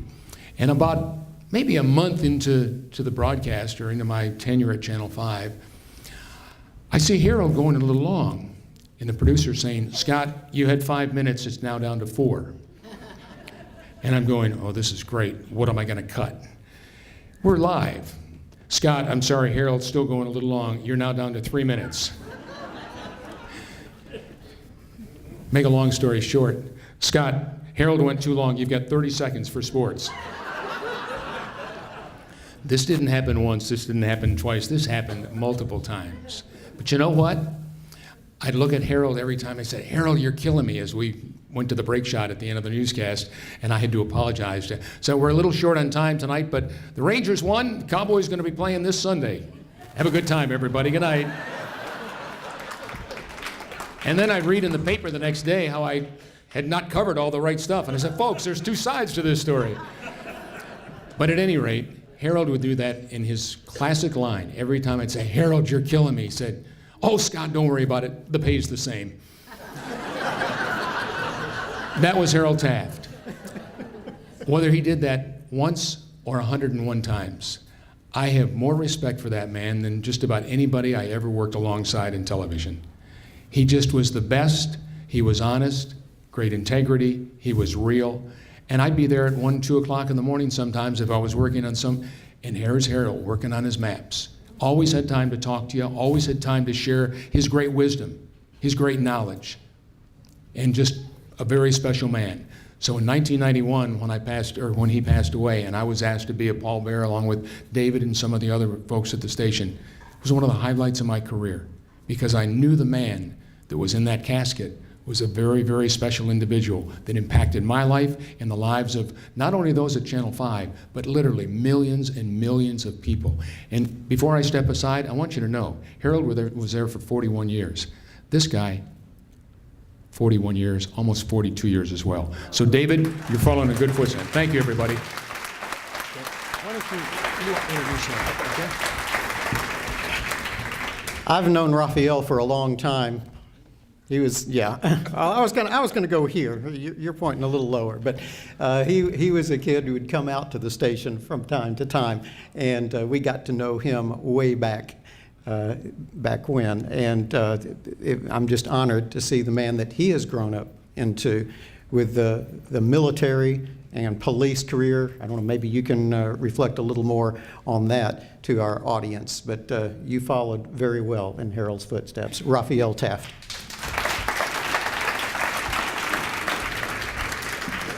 To me, my father wasn't a legend. He wasn't a big-time broadcaster or anything like that. He was just Dad.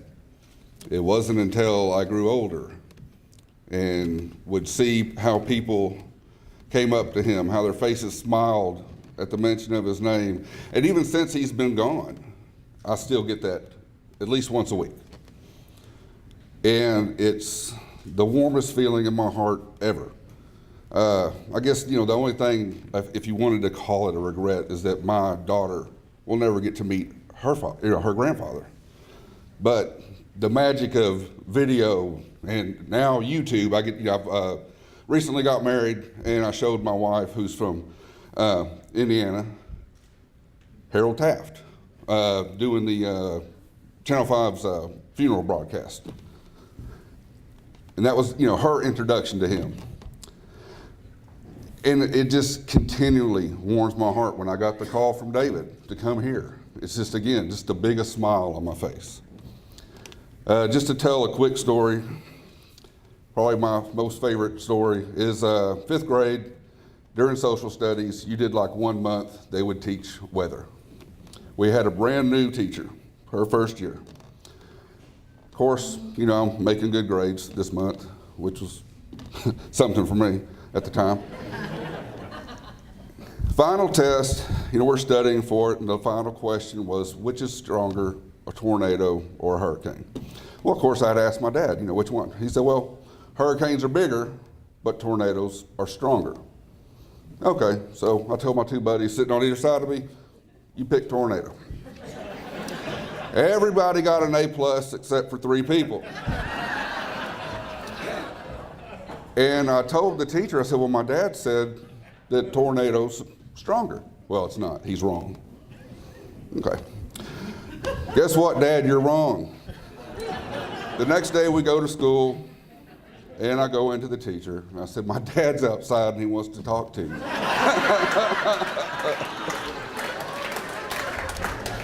Needless to say, the principal came up. Everything was fine. But even then, I kind of, hey, something's kind of weird here, because as soon as the teacher walked out and saw who was standing there, she just went white as a sheet. The principal brought the entire 5th grade class into the auditorium. My dad did like an hour lecture on the weather. So.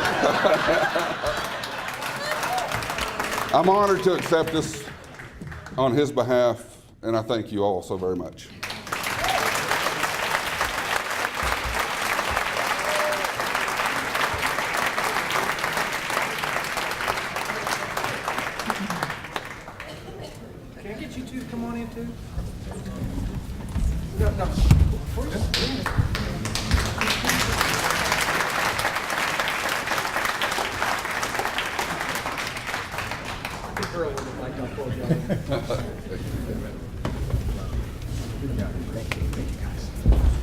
All right, you don't have to put up with me for any longer, but you do have to hear from Scott one more time. Scott Goldstein, everybody.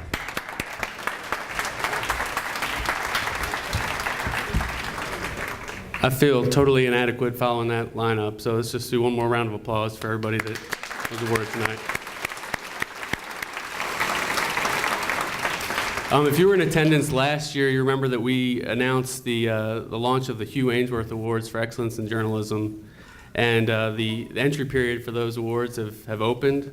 And so we're doing awards for investigative spot news and feature reporting, as well as photography and videography. And we're accepting entries through August 1st. So go to our pressclubdallas.com website to enter. And finally, we have one last special guest to offer a few closing words about our honorees. Mayor Mike Rawlings has been mayor of Dallas since 2011. Having worked as both a reporter covering him and now as his PR guy, I can tell you that he's one of the more accessible and transparent politicians around, which is probably mostly due to me.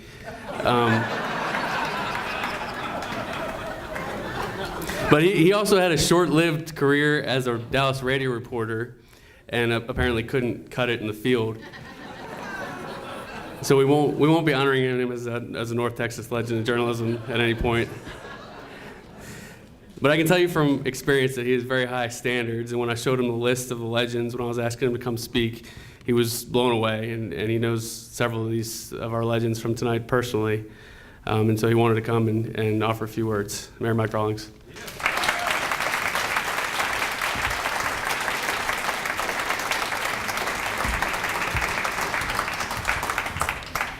Thank you, Scott. Scott speaks the truth.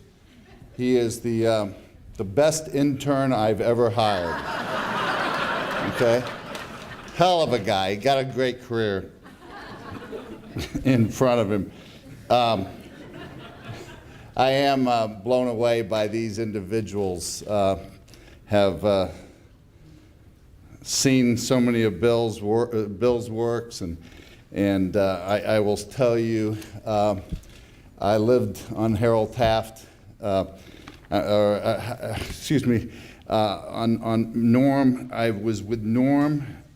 We watched Bill Buckner miss the ground ball go through Bill Buckner's legs together, okay? It was a terrible moment. You remember that? It was just so many of you guys have been great. And I kind of am envious tonight. He's right. I was a reporter. I was a reporter because my dad was a predecessor. He ran the School of Communications for TCU in 1976. And I couldn't get a job up Northeast. And I had got an internship at WEEI in Boston for 6 weeks. And so if you could fog up a mirror here, you could get a job. And I got one at WFA Radio, and he's right. I got fired about a year later. I saw Vern Lundquist in the hall, and I said, I want to be like you. And he said, I'm leaving, and there's somebody from some corn state coming to take my place, and there's no chance that you can be like Dale Hansen. And I realized that I had to go on to other things. I've learned how to speak from Dale. I mean, he gets up and he gives everybody shit for like 5 minutes. And then he starts crying about his wife or his daughter, invariably. Okay? It's just amazing. And then he does a little Baptist preacher thing at the end. It's just a shtick that I've got to perfect in my... But I will tell you this, it was my dad's proudest moment. He heard me on the radio one day, and he wrote me a letter. He was always writing me letters, and he told me how proud he was. He passed away shortly thereafter, and I think he's disappointed that I went on and ran businesses and became mayor and not sitting here tonight, because he believed in the fourth estate like there is no tomorrow. I will tell you, I realized how important you are at key moments in Dallas's history. In my 6 years, twice, you guys were amazing. The Ebola outbreak could have gone a lot of different ways. And the press pulled together, told the truth, didn't scare people, but just explained what was happening. And we were a better city for that. And then after July 7th and the ambush of our police officers, the professionalism that this city showed was remarkable. And I just want to say personally, thank you for that. Thank you.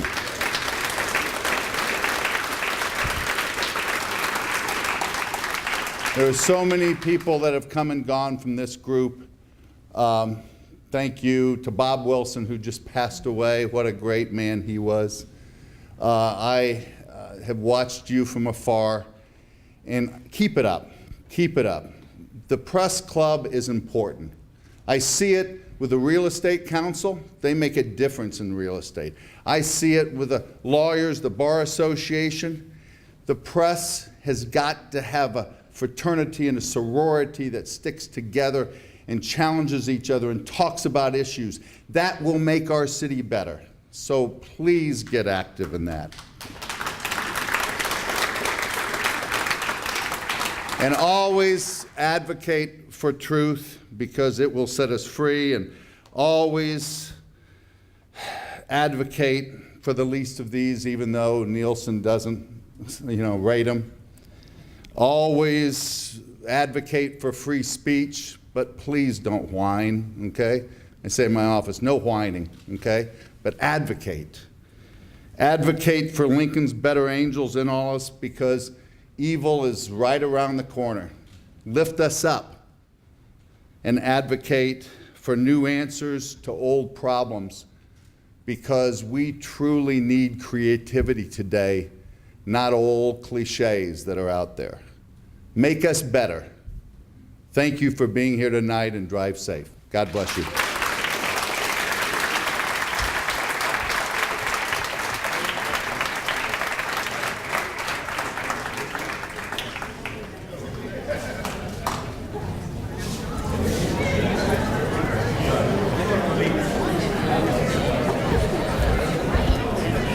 I want to add one thing to the mayor's comments. I want, as a meteorologist, a scientist, and journalist, I want to thank him for adding his name to the climate mayor's list.